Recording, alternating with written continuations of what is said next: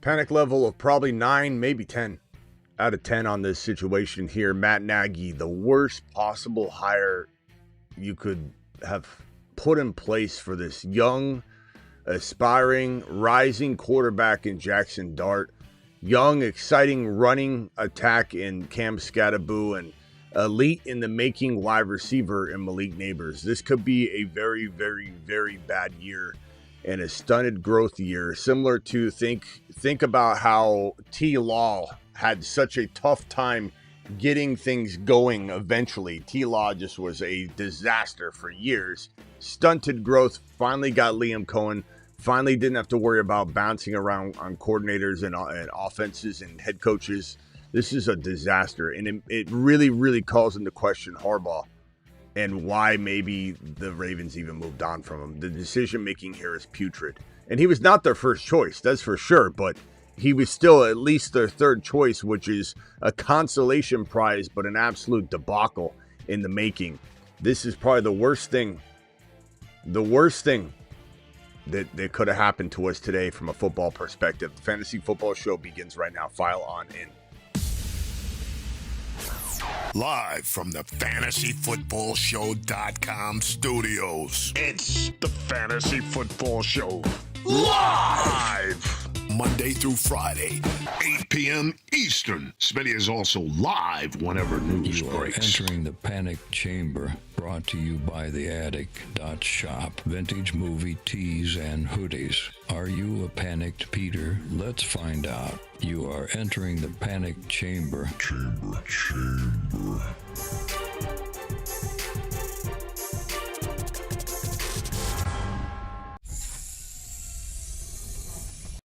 I hate to be here. This is not what we wanted. Skattebo, Nabers, Dart, all in the panic chamber. Entire Giants offense is in the panic chamber.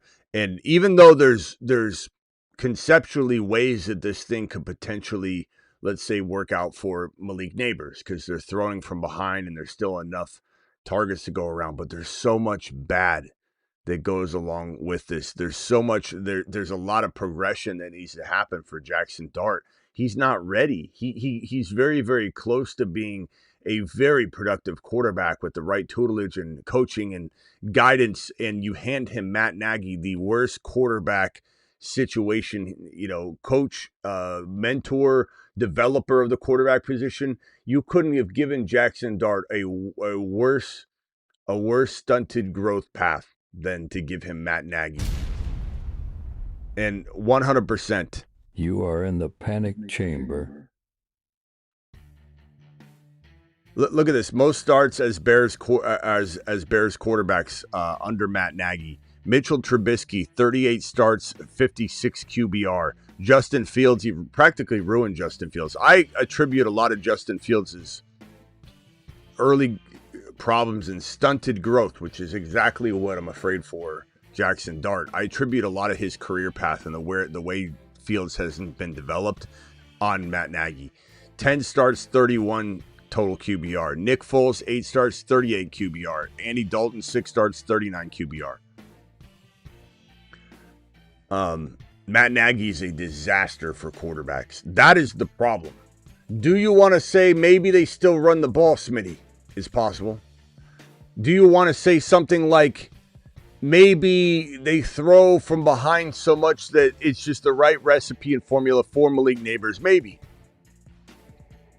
But what do I tell you guys year in and year out? And it's definitely a mantra this year along with future years and will always be. Draft players on good teams. The Giants had a chance to be a good team. The Giants have what we thought, and maybe some still believe could be a good head coach in Harbaugh, but it's run by an imbecile. Now, maybe play calling gets stripped from Matt Nagy at some point, and then things get better. Who knows, but that's a tall order. Usually that's a year process. Usually we're not getting away from that for a whole calendar year.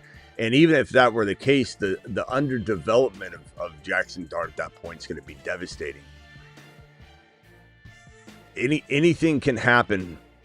The value, the cost of entry is going to be important.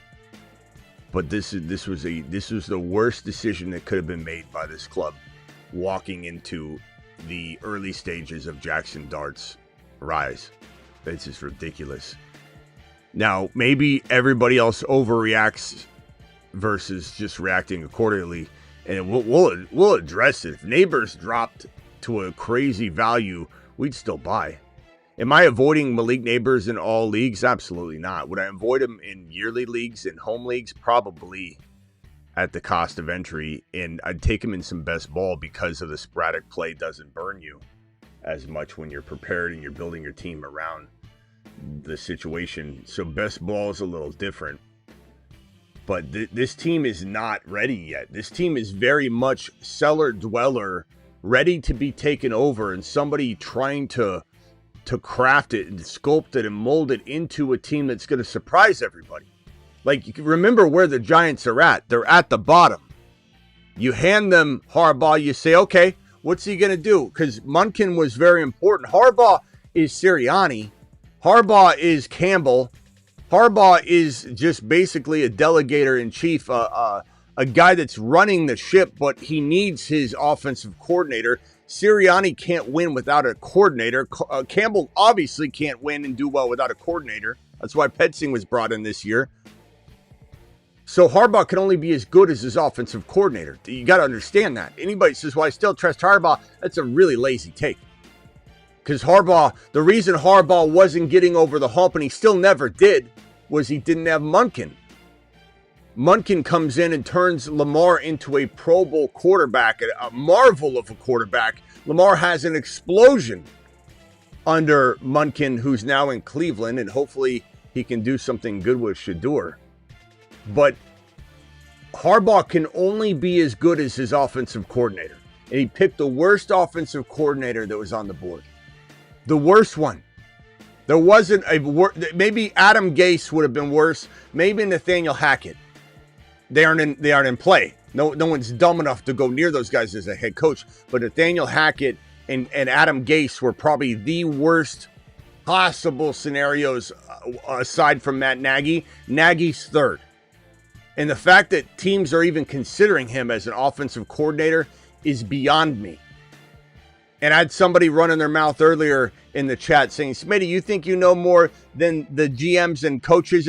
Why would I be here? What good would I be to you if I didn't arrogantly think I was better than half of the people doing this? I would be of no use to you.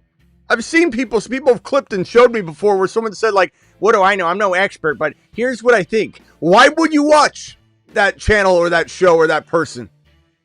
So of course I think I could do a better job.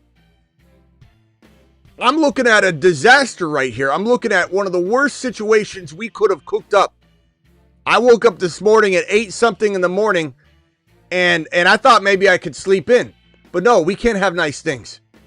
Because I had to come in here almost dragged in my bathrobe, sat here and said, this is the worst day we've seen so far in 2026 from a football news perspective. And really, it probably is. I think you got Stefanski's awful, but we like Tommy Rees a little bit, so we're hopeful there. But Stefanski's the same situation. Stefanski, Harbaugh, they need an offensive coordinator. Stefanski had his play calling ripped from him twice in Cleveland. Twice in Cleveland. Twice in the same place. Twice at his last job, he had his play calling removed. And they still hired him as a head coach. But Tommy Rees maybe can save the day. Guess what? Harbaugh needs a Munkin. Harbaugh needs somebody. But guess what? They don't bring in at least a Tommy Rees, a Petzing, a Kingsbury would have been beautiful. Something along those lines. They bring in this guy, Matt Nagy.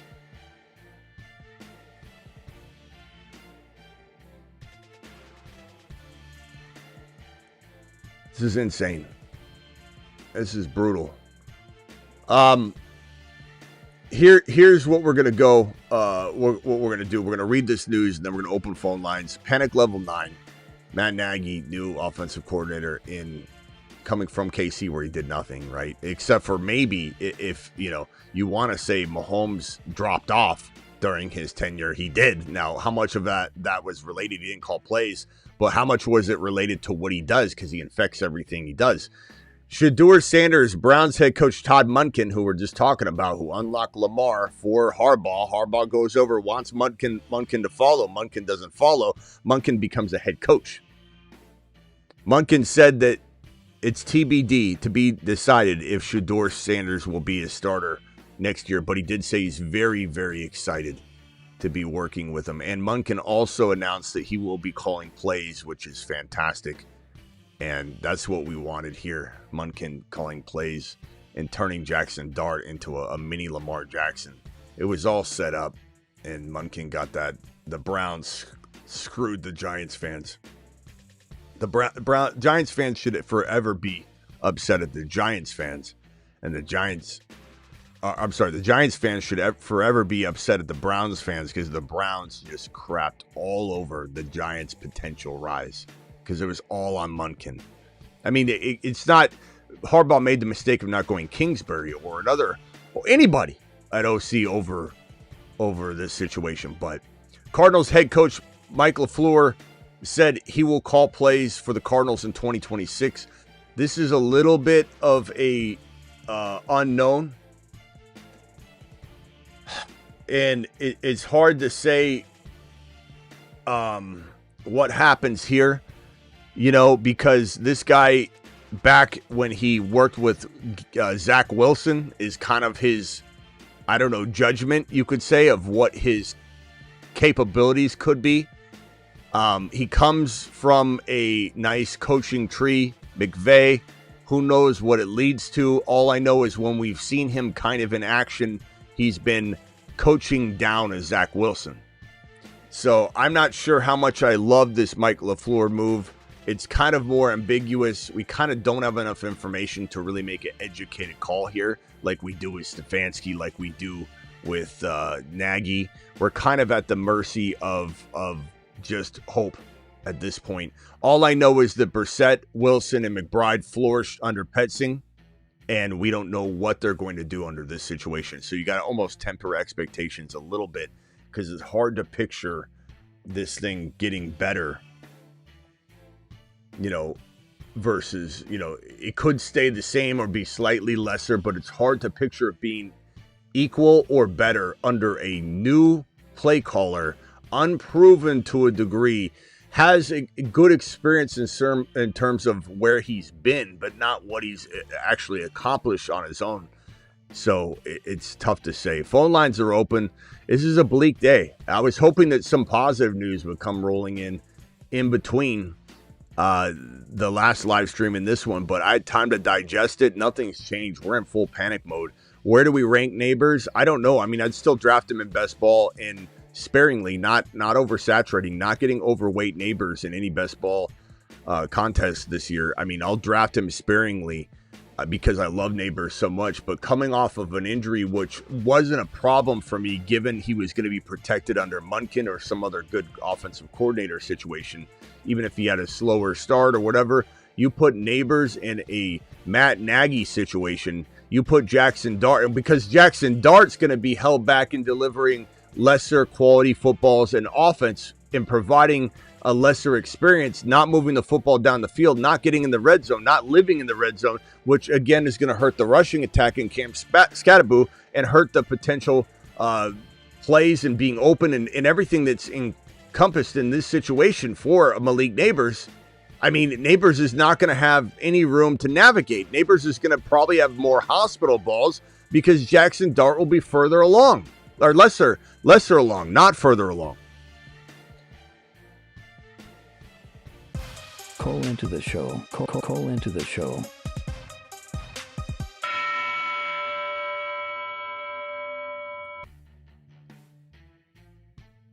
And the people that have defended Matt Nagy are just, they're one of two things. They're just being wild, like wildly anti, like they just like to be the anti-opinion, or B, they're a Giants fan and they're just grasping for straws. Like, hey, Smitty, like if anybody comments, Smitty, what are you talking about? Nagy's a good choice. You look at them. Look at their profile. They're a Giants fan.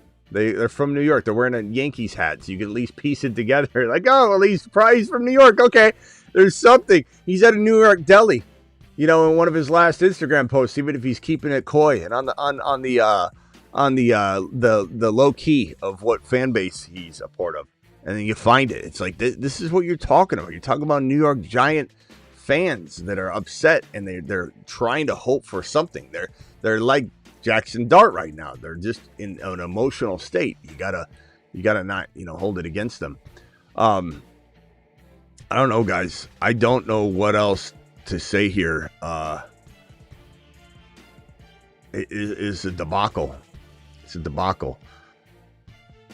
Absolute debacle.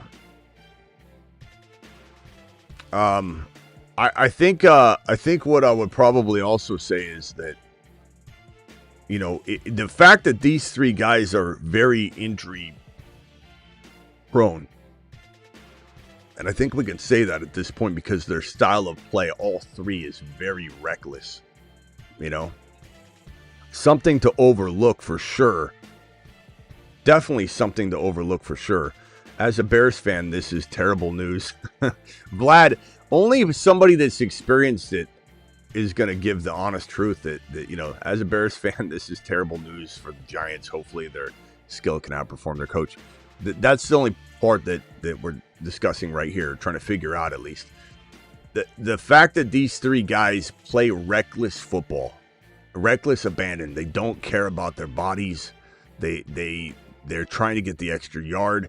It's commendable for sure, but Malik Nabers plays that way as well. Skattebo absolutely is the definition of that, and Dart is also the definition of that. You put these guys in a lesser situation, what do you think is going to happen? They're fighting for extra yards.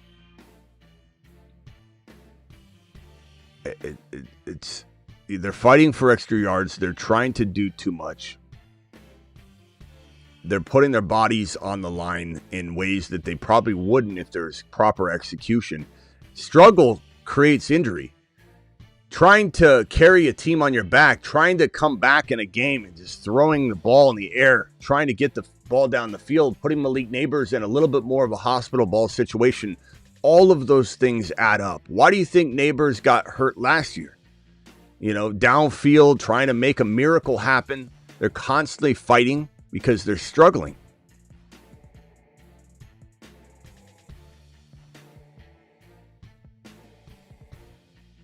It's ridiculous, bro. Dial in. The phone line's broken. Let me restart them.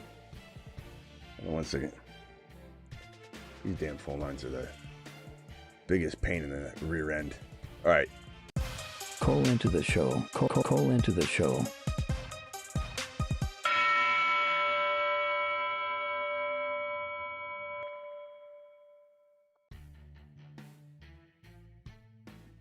So, dial in. Not much more to go over on this. Let me go to my Rumble chat and see what you guys are saying. Sorry, guys. Rumble over here. Landman. Where's Hebrew Hammer on Rumble? I haven't seen you in forever, my boy. Giants fans are unlucky to get this bozo. Aldi, they chose it, though. Harbaugh chose it. Giants fans have been doing this for a while. Where is Malik Willis going? My money would be on Miami to link up with the Green Bay Packers staff that is now in charge over there, but you never know. I think Minnesota would be good. I think Mac Jones in Minnesota would be good. I think Tua Tagovailoa in Minnesota would be, I don't want to say like good, but it would be solid. All right, I think the phone lines are up. Justin, you're live. Yeah, my thing is just like, I just think it's funny how teams who have been bad for a while and like have so many like top 5 draft picks and stuff like that, they just find a way to like do the stupid thing again. But then it's like you look at the Patriots where it's like, okay, after Tom Brady left, like, yeah, they had 5 years where they were like bad. I think there was like a playoff run in. how quickly they are, like, right back at the Super Bowl. You know, I think ownership plays a bigger role in a lot of these things. Bad teams. I'm not saying this specific hire, but I'm just saying, like, it seems like the same team keep on finding a way back to the same position. Yeah, you know what's crazy is, like, Harbaugh, you know, we all, and look, I'm part responsible for this thinking too. Harbaugh going in and saying, Joe Shine, I don't want to report to him. I don't want him making really any decisions at all. I want to report straight to ownership. And we're thinking good. Finally, a decision maker, a capable decision maker has full autonomy here. And now we're sitting here. I never thought I'd say this, but I'm wishing Joe Shine was involved. Like, I don't know how Harbaugh makes this decision. I don't understand it.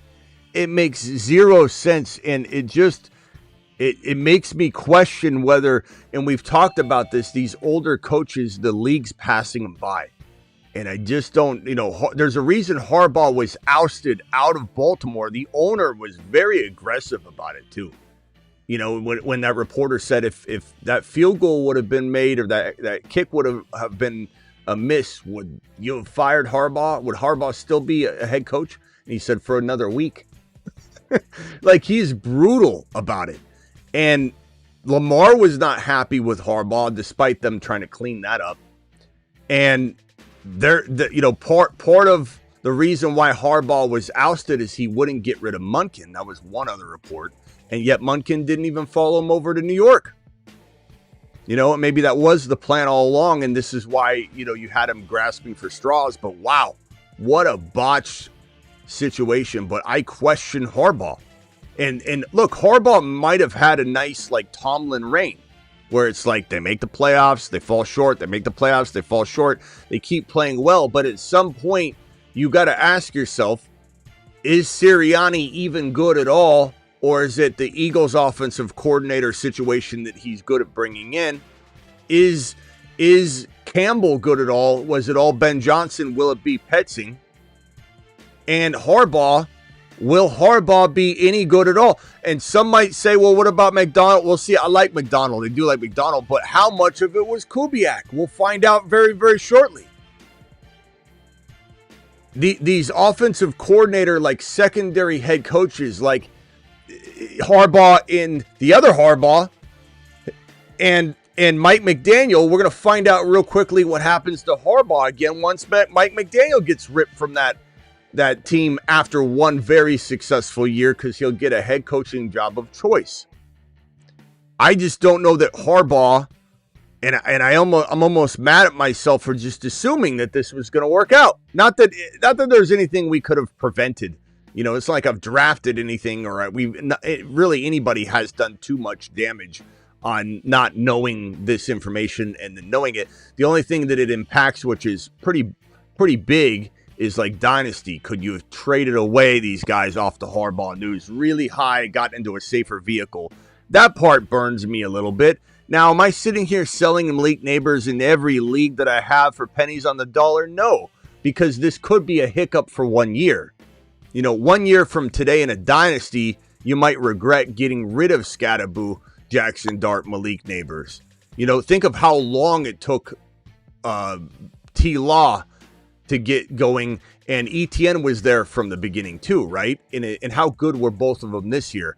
And I'm not saying it'll take them 3 years. I'm just saying that 1 year from today, Dart, Nabers, Skattebo, we could be really excited about finally getting these guys the support they need from an offensive coordinator perspective. So Dynasty, you shouldn't be knee-jerk reaction and just go sell for pennies on the dollar. That's not the point of the content. But walking into redraft, August drafts, you got plenty of time. Best ball, well, there's a lot of best ball to go. It doesn't matter if you drafted a lot of Nabers or Dart or Skattebo early. How many drafts could you have possibly done? Did you really front load all your best ball in the beginning of January? So there's a lot of best ball to go. Now you move on. You got a little Nabers. Maybe you don't draft Nabers again because you already got 10 shares of them or something. So look, there's a lot of time to react. And the thing that I promised you guys this year that I'm going to do a better job so that you do a better job of it is make sure we don't just buy into talent ignore what's in front of us because we love the player and the talent so much. And that's what we'd be doing here if we weren't at least trying to protect ourselves a little bit. Not saying all of them are complete avoids. It depends on their cost of entry. But I would not be doing my job if I wasn't sitting here saying this is a problem.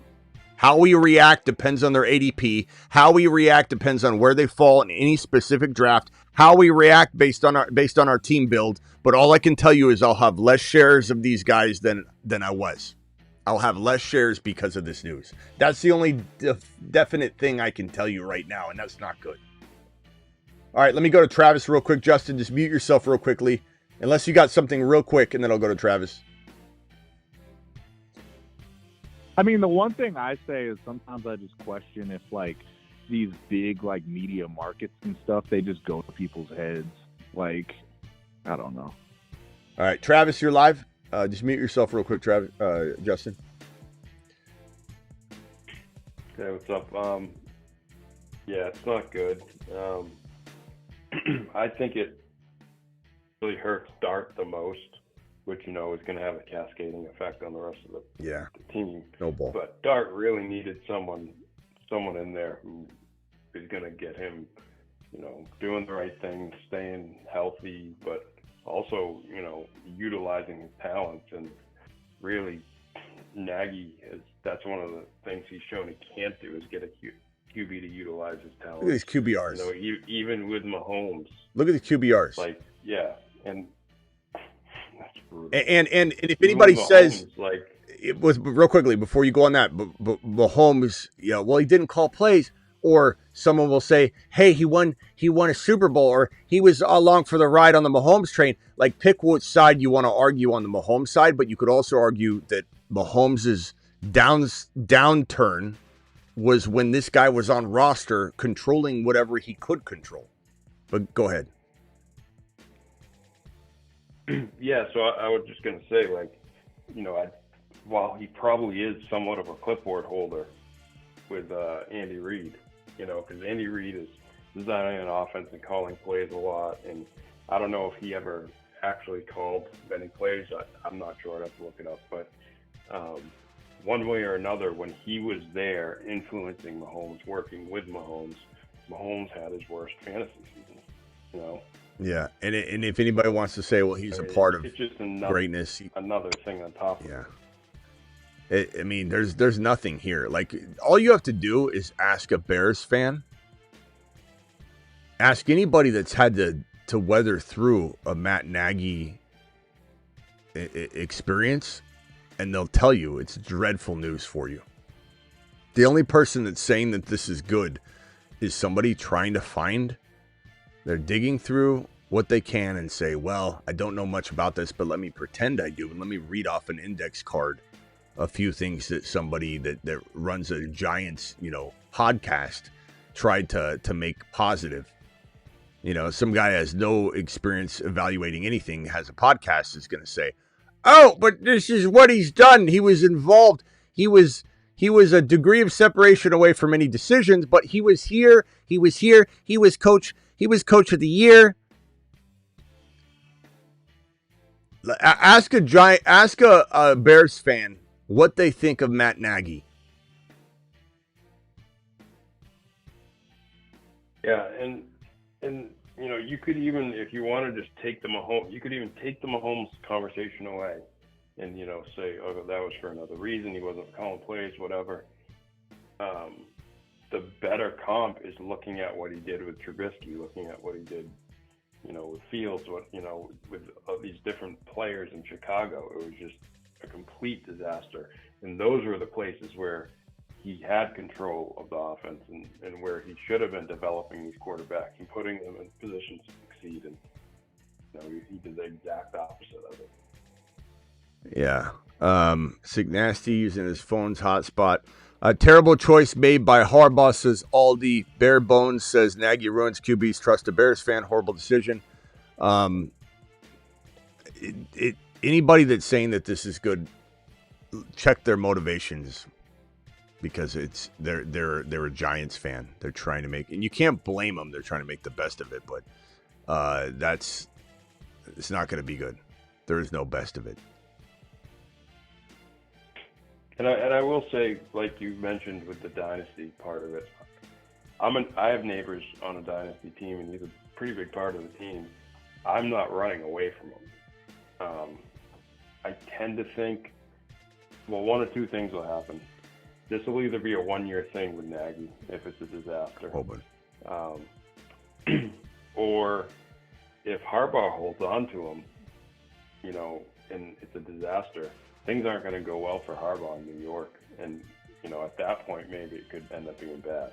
But that's going to take 2 or 3 years probably, though. You know, so that's going to be. That's what I'm saying. That's when it would become a problem for me, is beyond this year. I'm willing to play out this year. I'm not panicking on him for the 1 year. Right. But, you know, it does make you much more open to exploring trades. And it just makes him, just like we were talking about exploring trades with Puka in Dynasty as well. You know, you look for certain deals. And it just makes Skattebo and Nabers more injury prone.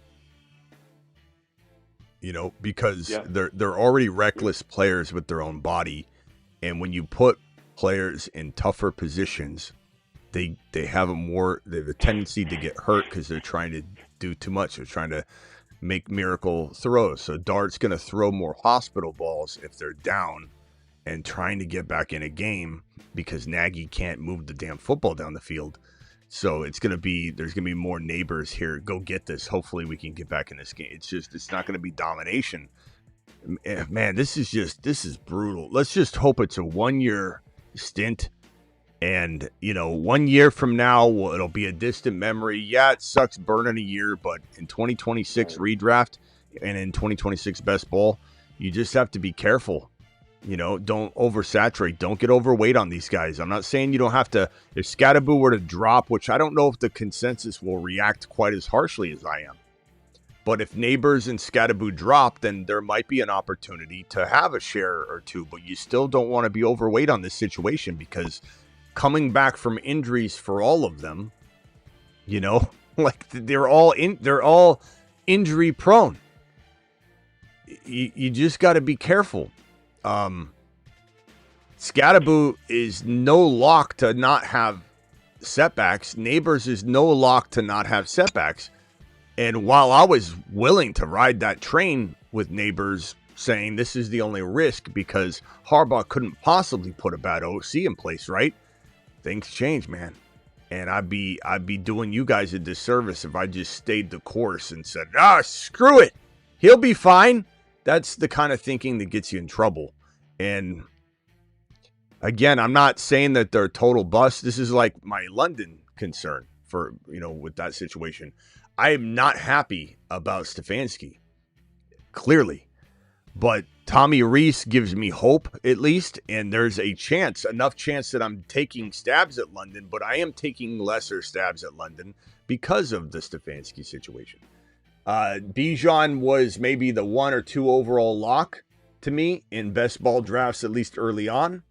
And now I'm rotating it, still doing it, but rotating it a lot more than I was because of Stefanski.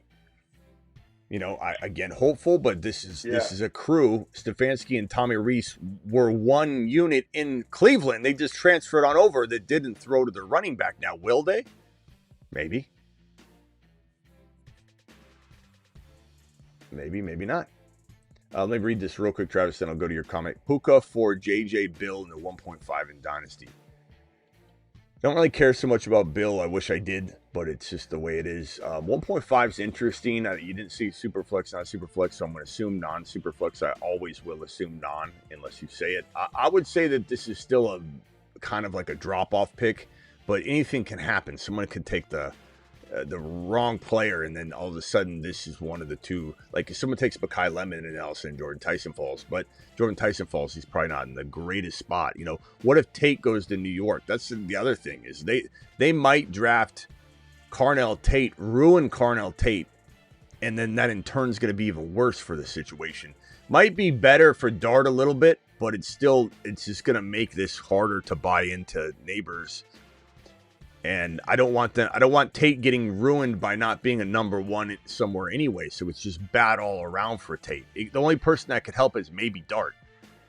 Puka for JJ. I'm probably going to say I don't hate this 1.5 in JJ for Puka, but I still wonder what else you could do because Puka's value is at an all-time high and JJ's in purgatory right now. It's not like that's been solved, bro.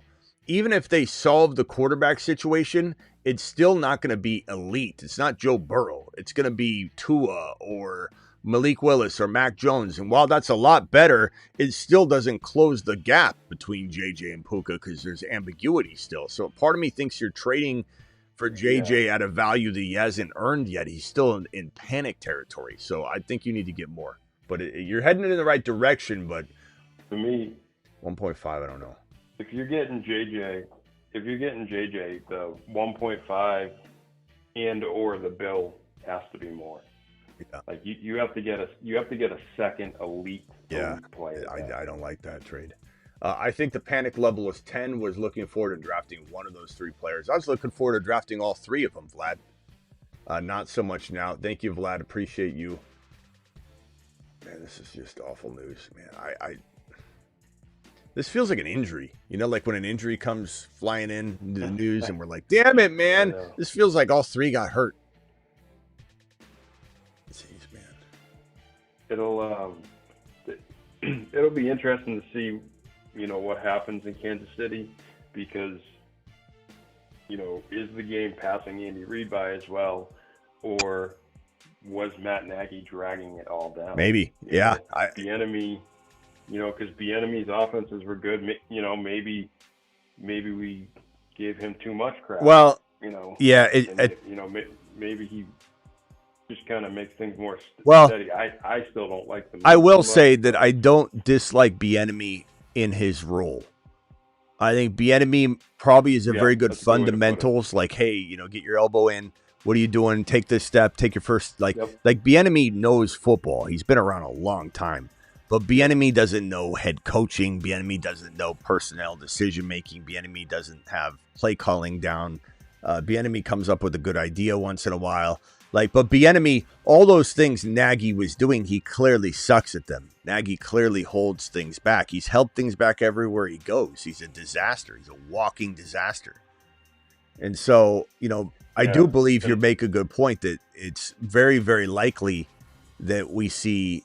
Well, the problem is you got the injury to Mahomes, and so maybe it's hard to measure it. But I do think things could get better. And you got to remember, Reid and Nagy have a history, and Reid decided to move on. So what's that tell you? Right. You know, it's you know maybe it's the same thing where you have him Nagy saying, "I want to go somewhere where I can call plays." And he's like, okay, that's good. You know, you're my boy. I love you. Appreciate you. Go get some. It could have been that kind of divorce, but at the same time, it's like they wanted to bring back Bieniemy, and it wasn't really about hearing much about Nagy wanting to go spread his wings again. I don't know. We'll have to see. 10 gifted memberships from Blitzen. Thank you, pal. Yeah, and the other thing I was going to say was just, you know, when I'm just looking at some different, you know, numbers under Nagy, and it's like the explosive play rate dropped every year to the point where they were second to last this year. Yards per play, the 3 years Matt Nagy was there, they went from 9th to 22nd to 23rd. They were under 5 yards per play this year, which is just, I mean, that's like just barely chipping your way down the field. And you notice that, like, we thought, you know, Mahomes had a great year when he was healthy, but we thought they would be pushing the ball down the field a lot more than they did. So. Yeah.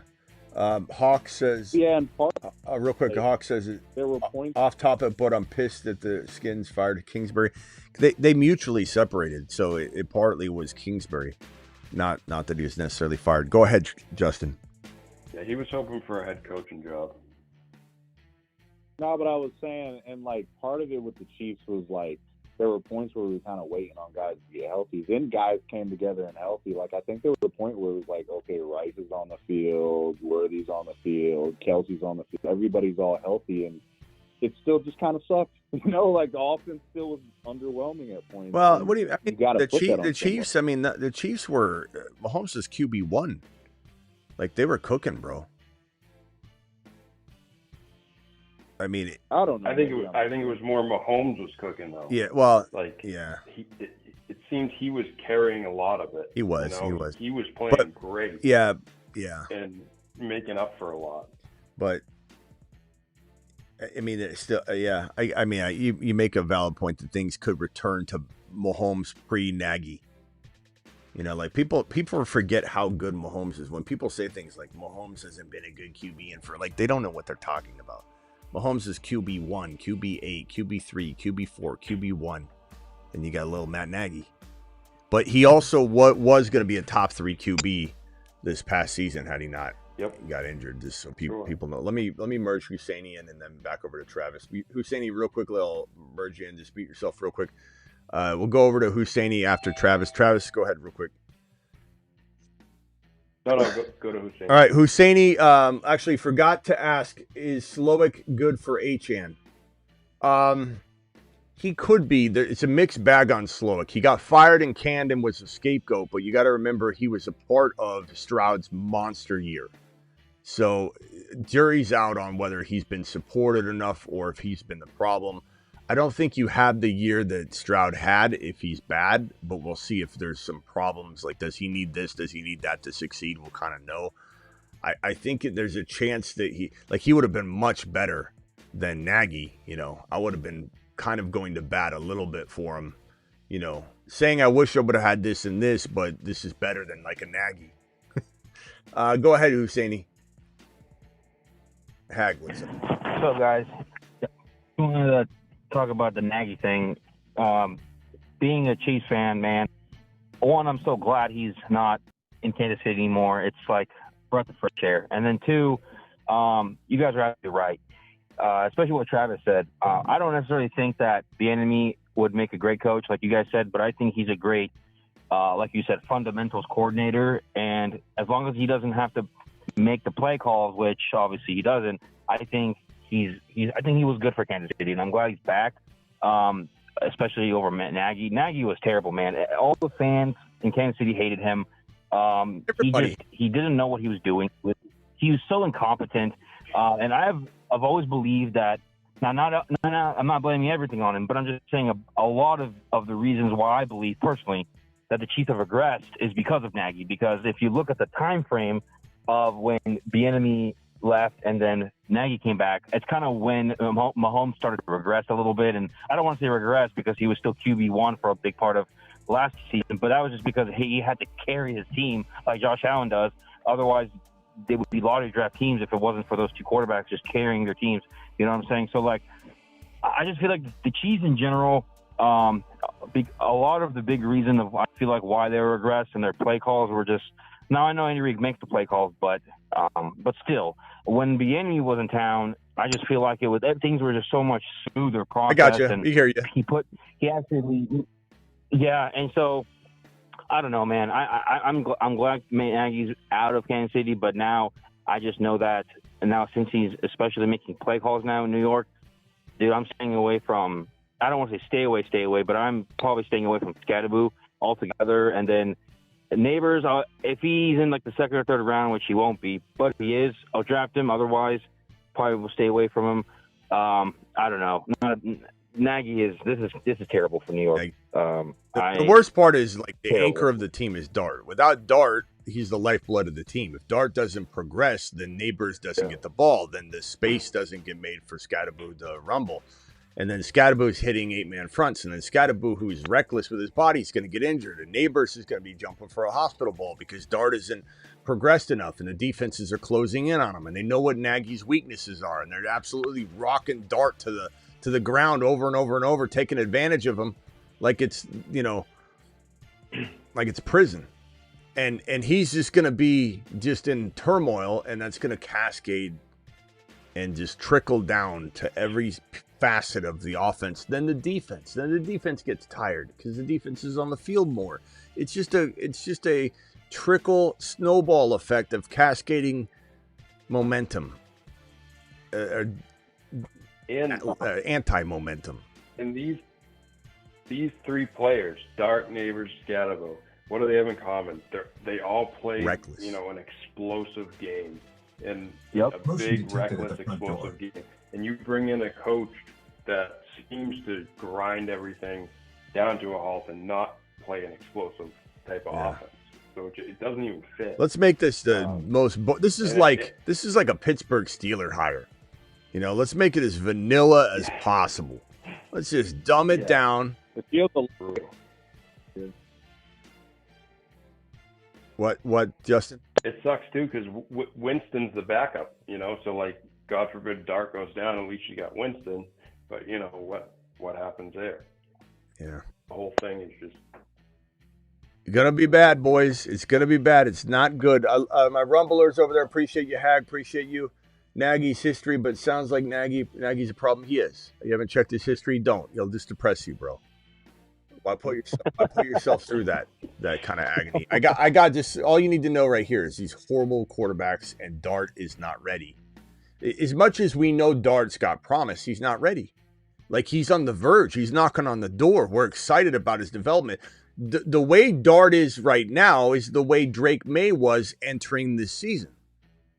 So Drake May was not ready. Drake May got ready on the fly, on the job, and needed to learn, and he's still learning right now. And this guy right here is in the same kind of a little bit further behind, but in the same trajectory of this. He's ready to climb, and he needs the tutelage. And you're going to give him the worst quarterback. I heard someone call him a quarterback whisperer in my comments. They're like, bro, what are you talking about? Matt Nagy's the quarterback whisperer. I about crap my pants. I don't want to know what he's whispering. Who's he whispering to, bro? What's he whispering? What is he saying? So, Go ahead and play bad football. Mike, your QBR is going to be 30 by the time I'm done with you. Is that what he's whispering? What's he whispering, bro? Quarterback whisperer. Gotta be kidding me. All right, Justin, what else you got real quickly? We will be back at midnight. I don't think I'm going to extend the show too much longer. We'll be running it back at midnight. Justin, go ahead. Final thoughts. I'm going to get Taco Tuesday going. I don't got it. Appreciate it. All right, we'll call back at midnight then. Where you been? Why do you disappear during the year? Like, you were here all off season long, and as soon as week 1 kicked off, we didn't hear from you at all. And now you just come back with the doors wide open for you. You just grab the key that's hidden under the mat and swing right back in. Like, where you been? Work stuff. But like the whole season? Women stuff. The whole season, and then what, work stuff ends right when the season? It's too ironic. Like, what are you doing? Where do you go? Call in more. It's light. All right. Light stuff. All right. Well, glad you're back. Appreciate it. Glad you're back. We'll leave the light on for you. All All right. Thanks, Justin. Call him tonight later. He sounded all depressed about that. I'm sorry. Rock out. Let me go to Rock out real quick. Rock out, you're live. Rock out, calling up there. So how you compare this to Arthur Smith with Bijan? That's a tough one because thanks again, Justin. I wasn't trying to give you too much of a hard time. I thought Smith is bad. Like, he is bad. Now, as an offensive coordinator, he's a little bit better than probably Nagy is. But as a head coach, they're probably equally bad. So it's kind of tough to say. Like, but Arthur Smith's not good for explosive. Like, if Arthur Smith were offensive coordinator in New York, we'd be crapping our pants about as much. Is he a little bit better for the run game? Maybe, but does he rotate? Yeah. Does he like multiple running backs? So what happens there? Do they draft somebody so that does kind of, maybe the run game's okay, but they rotate it? It's trash that way. We hate that as a fantasy football collective. But Nabers certainly would be dialed back. Look at DK Metcalf. How bad he was. Yeah. So none of it's good. It's all bad. It's just comparing trash to trash. Matt Nagy is horrible. Arthur Smith is horrible. They're both horrible for fantasy, and they're both horrible head coaches, and they're both horrible offensive coordinators. Yeah. Could be a lot to break down with that with that situation. Maybe not. Maybe there's nothing to break down. I don't know. I just don't. This is beyond moronic for Harbaugh, and it does make me wonder if the game passed Harbaugh by. You know, this is like Pete Carroll. This gives me Pete Carroll vibes. You know, Pete Carroll, he was good, right? Comes in, just looks like he's lost in this. Right. I don't know what Harbaugh's doing. Happens to all of them. Yeah, all the old dogs are falling off, man. I mean, like you said, Reed might get rebounded by just this situation, get mixed back up. And I kind of think Reed is not falling off. I think Reed will adapt. And Reed at least has been very run heavy at different times. He's been very pass heavy. He can, like a chameleon, morph to whatever he needs to. And Mahomes is the one that's going to make sure it doesn't fall off. But just like Reed is, those coaches are concerning right now because it feels like the league, the style of play, the required style of play, the required pre-snap motion scheme now, how everything's so fast-paced. I feel like these older coaches are dropping off. But again, all of it depends on the offensive coordinator. And Harbaugh, we thought if he just put somebody, solid in place, he'll be fine. And we thought Munkin was going to be it. It's just, this is a disaster. And it makes me think about Harbaugh like this now. I truly am baffled that Harbaugh thought that this was a good decision. And that, no offense to the Giants fans, but your owner doesn't know anything. And he just lets everybody, steamroll over him. Even when he wishes that Barkley stays, Joe Shine lets Barkley slip away, and then the owner just lowers his head, is on a Hard Knocks. You see him. He has no control over the team. And so you think for a second that, Harbaugh's going to report straight to this owner and tell him what to do. And that's great because Harbaugh will make good decisions, right? Wrong. Traded Puka and Garrett. The GM's still there. Traded Puka and Garrett Wilson for Genty, H.N. Flowers in a third. Puka, Garrett Wilson for Genty, H.N. Flowers in a third. That could be argued either way. I like the Genty H.N. side by a hair. Flowers is still pretty good. Garrett Wilson, Flowers, what's the... As long as he's got good wide receivers. Yeah, what's the difference between Flowers and Garrett Wilson? Enough, but, is it enough to worry? Probably not. I don't know. And I like Garrett Wilson. I still love Garrett Wilson, but his situation is trash. And I don't know if it'll be revived this year. So Genty, H.N.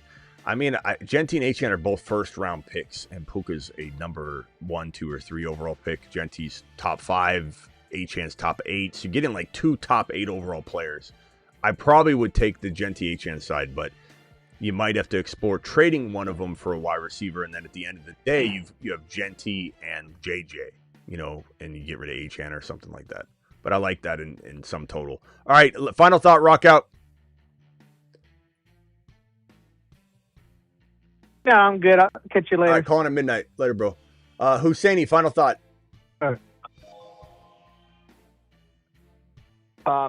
Yeah, I agree. I think personally, the game has passed Harbaugh. I don't think that. I think he's like the next Pete Carroll, is exactly what you said. It's a perfect example. And then also, let's say theoretically Rashee Rice plays. Let's say in a couple months from now we find out or something whether or not he plays. Let's say he plays next season and they don't intend to do anything in terms of suspension. Would you rather have him or Nabers? If you told me there was no suspension, Rice, but there'd have to be no suspension. They're not drafting one of the top 2 rookie wide receivers because of that. I don't know. I mean, I think Rice would be better, but there's a lot of concern there. I think if you ask me right now. Yeah, I know.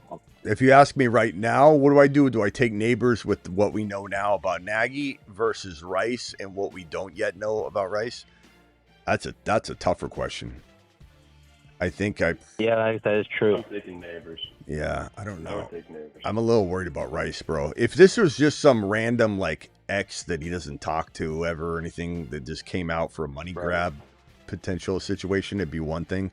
But this is his longtime girlfriend he has a child with. and Yeah. and there's a long history with her, and so for her bringing all this to light, the league is not going to look at it lightly. And the fact that he's on probation, bro, those that say, "Oh, Neighbors, it's all made up," like even if a majority of it is made up, all that has to happen is one thing needs to be true, and he violates his probation, and boom. Like there's tons of stories that maybe some of them are made up, maybe some of them are. I have no idea. But let's say, he kicked her out into the snow and bashed her windows on her car, or whatever one of these wild stories is, because there's several of them. Just one of them is true. And he violates, his probation or something. I don't know. He's in Texas. It's in Texas too. Texas doesn't mess around. I mean, and it could be that something happened in the past, and I don't know how that'll affect his but I don't know, man. This is a really messy situation for him, and I'm pretty sure some of these stories triggered her to react about it. I don't know that it's all in the past, and then it's possible. And I'm just trying to make up hypotheticals, so I have no information on this. But let's say he didn't do anything physical since the freeway situation that he got put on probation on, and the only thing that triggered her to finally say something was that he wasn't paying child support or something like that. And so she's got mad and she's bringing up all the past. Like maybe there's no violation of probation then or something. I don't know. But it's so tough to count on Rashee Rice and his decision making, because this man literally caused $1 million plus pileup on the freeway, injured a wife and child, and ran away like a coward. So, I don't trust his judgment. And if anybody says, well, innocent until proven guilty, yes, of course, in a court of law. But then the league doesn't have to wait for that. The league does like the Vatican. They've got their own policing. They'll do their own investigation. If they smell anything, exempt list paid. He'll get paid, but he'll go on the exempt list. No point of return announced. They'll wait till it plays out. He'll sit there and waste away on the exempt list paid until they get a determination. Now, we did, in defense of Rice owners who are trying to say it'll be all right, we did come down hard on Kamara.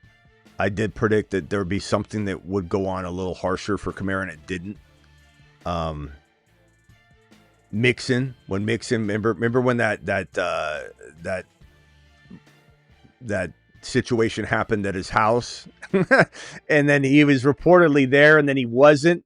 I thought something would go crazy there, and it didn't. But with domestic, it's different. Domestic is far different. Not to mention, it's far different from a legal perspective too, because the moment you mention that you're dating or you dated, and it becomes a domestic issue, the DA, the district attorney, gets involved, and it becomes a issue that you can't even dial back as a victim and say, never mind, I don't want to press charges, or he's going to give me this money, so I'm going to just close it all up. It's not that way anymore. The DA gets involved. The DA decides what to do with it. Now, if the DA says there's no evidence here, this is her word against his, there's absolutely zero evidence, there's questionable character witnesses.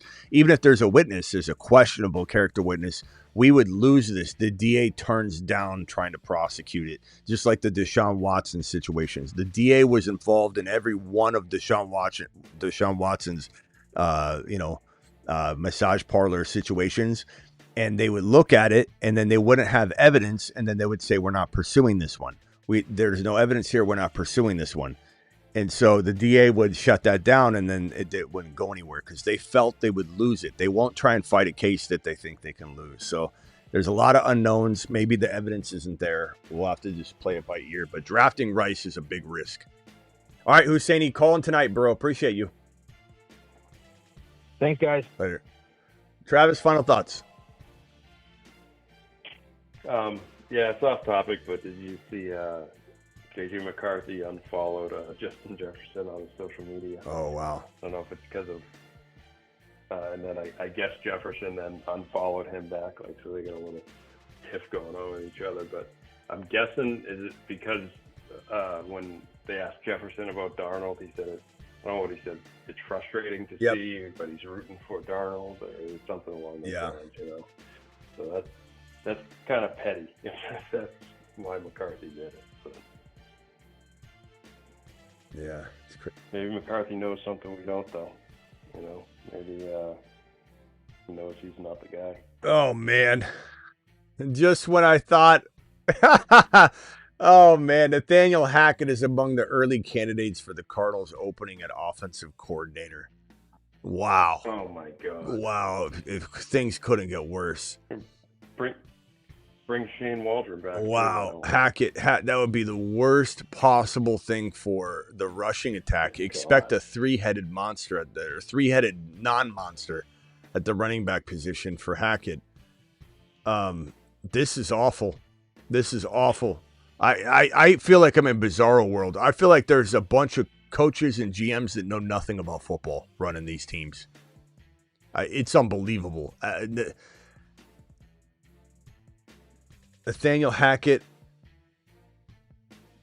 replaced LaFleur as the Jets offensive coordinator a few years ago. Now Hackett could be hired as his coordinator.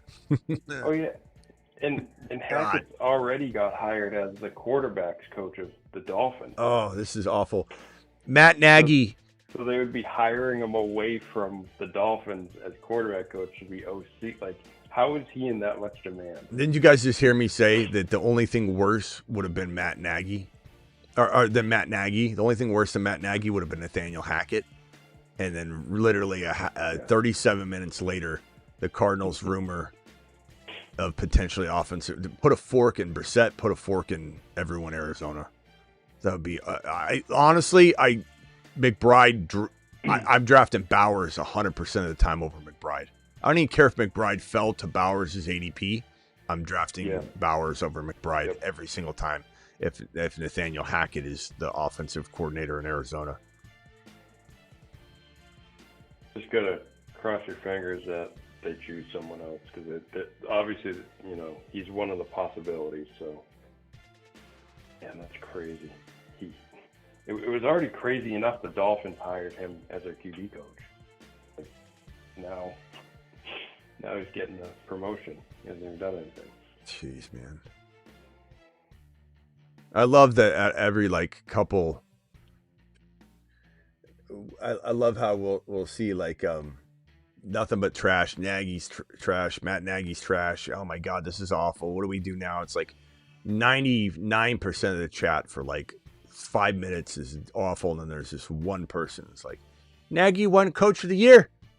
There's just some hopeful Howard just sitting in the chat, just trying to find a ray of light.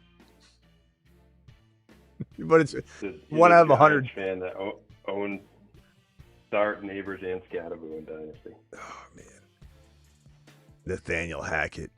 Oh, that's insult to injury. The Hackett news. Well, the only thing I would say though, and this is what I would say if it happened with Nagy, the only thing I would say though is what we just got alerted to though. I don't know if you guys remember me reading it off. I almost forgot myself. But this news right here, Michael LaFleur said he'll be calling plays for the Cardinals. So if they bring in Hackett won't be calling plays. So that's good. But we don't know if LaFleur is going to be really even that good at it. But that's better than Hackett being the play caller. But the run game, get ready for the run game to be non-existent in Arizona. The run game is dead. The run game is dead. They don't really have they got Benson, I guess, but I guess just hope it stays Benson and Connor. Hopefully they don't draft or sign anybody. All right, Travis, I'll see you at midnight. Yep. Thanks, Smitty. Later. Bye. All right, guys, I'll be back at midnight. Make sure you're following me over on, make sure you're over on thefantasyfootballshow.com. That's my year-round rankings, bold predictions, trade calculators, all that good stuff. And make sure you're on over to the Patreon, which is a 24/7, 365 live chat group. $10 a month, cancel anytime. All right, those are the things, those links, all the links are in the description of the video. I'll see you at midnight Eastern. My Rumble link is in the description as well. My Rumblers over on Rumble, appreciate you. Appreciate Hag over in the Rumble environment. Teflon, appreciate you. Teflon to the moon. Landman and and Hebrew Hammer if you're out there, and New Age Outlaw. Appreciate my Rumblers. Guys, go subscribe on Rumble. We're like 10 or 15 subscribers away on Rumble from 2K. The Rumble channel is about to pass the Dynasty channel in subscribers. The Rumble channel's rocking. So appreciate you, Hag, and all my Rumblers over there. Rumble is popping. We're going to be at 10K on Rumble before you know it. We're growing massively on Rumble. And once we're getting up there, we're going to start doing, it's not going to affect the YouTube shows at all, but we're going to be doing some Rumble exclusive content that you can only get on Rumble, to urge you to go over there and also follow. See you all later. Appreciate you. Appreciate every one of you. Thank you for the super chats. By the way, Setu, you dropped a super chat earlier. Did you get my message, my boy? Setu, please let me know if you're around. Thank you, Daniel. Thank you, E-Rock, for the double. Thank you, Blitzen, for the 10 gifted memberships, you straight up monster. Blitzen, you out there? Blitzen, you out there? Blitzen's out there. He gets a standing ovation. I'm coming back for a standing. I'm coming back for a meatloaf. No, I'm coming back for a let him cook. Where you at? Where you at, Blitzen?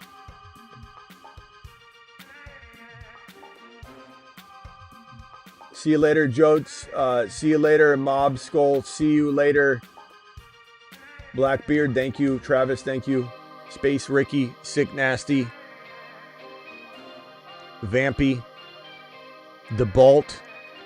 Where's The Bolt? Simi Valley.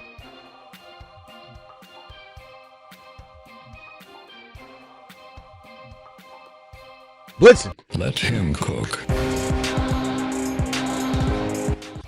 Thanks, Blitzen. All right, see you guys at midnight. Deuce.